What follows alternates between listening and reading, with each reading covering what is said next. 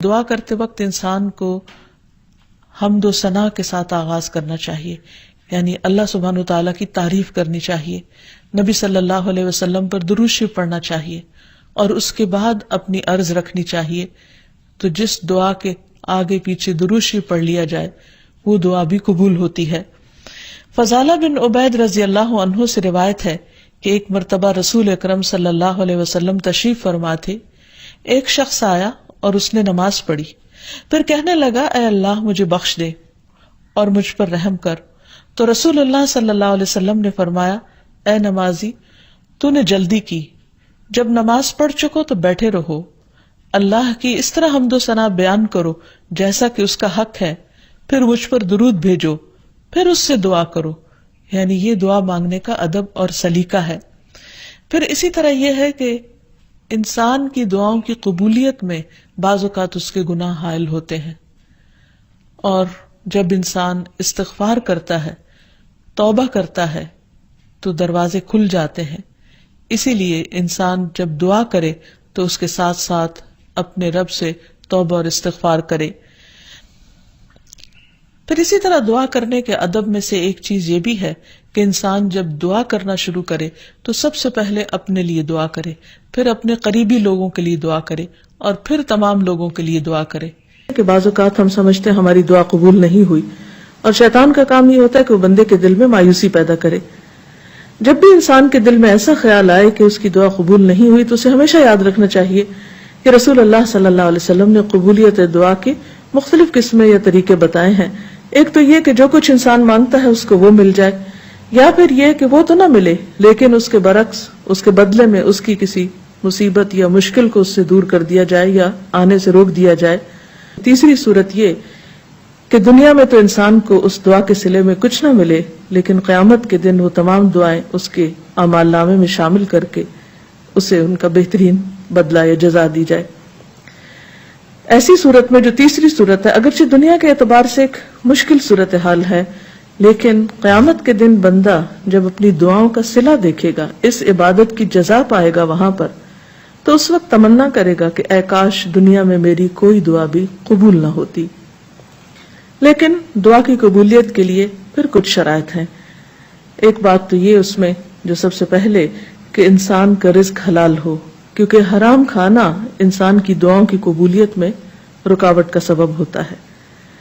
پھر اسی طرح جب انسان اللہ سے دعا مانگے تو اس وقت بہت توجہ کے ساتھ دعا کرے، کیونکہ حدیث میں آتا ہے کہ اللہ سبحانہ وتعالی غافل دل کی دعا قبول نہیں کرتے. یعنی ایک انسان مانگ رہا ہے لیکن اس کو پتہ ہی نہیں کہ وہ کیا مانگ رہا ہے، صرف رٹے رٹائے کچھ لفظ زبان سے نکال رہا ہے، یا سنی سنائی کوئی بات دہرا رہا ہے لیکن اس کے دل سے وہ بات نہیں نکل رہی ہے، وہ مانگنا نہیں، بس کچھ الفاظ کا پڑھ دینا ہے.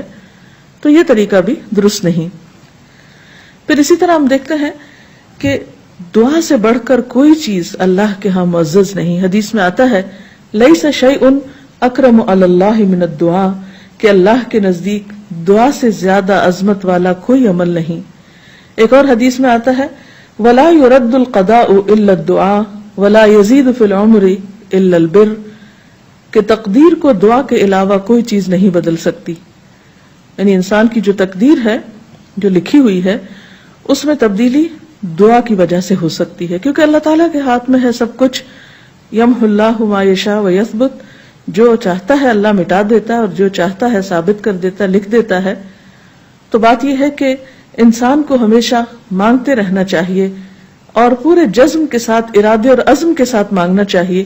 کبھی یہ نہیں کہنا چاہیے کہ اگر تو چاہے تو قبول کر لے، نہیں چاہے تو نہ کرے. نہیں، انسان دعا مانگتے وقت پورا یقین رکھے کہ اللہ تعالیٰ اس کی دعا قبول کر سکتا ہے، اور واقعی قبول کرتا ہے. کیونکہ حدیث میں آتا ہے رسول اللہ صلی اللہ علیہ وسلم نے فرمایا ان ربکم حی کریم یستحیی من عبدہ اذا رفع یدیہ الیہ فیردہما صفرا، تمہارا رب بڑا حیا کرنے والا اور سخی ہے، جب بندہ اس کے حضور ہاتھ اٹھاتا ہے تو انہیں خالی لوٹاتے ہوئے اسے شرم آتی ہے.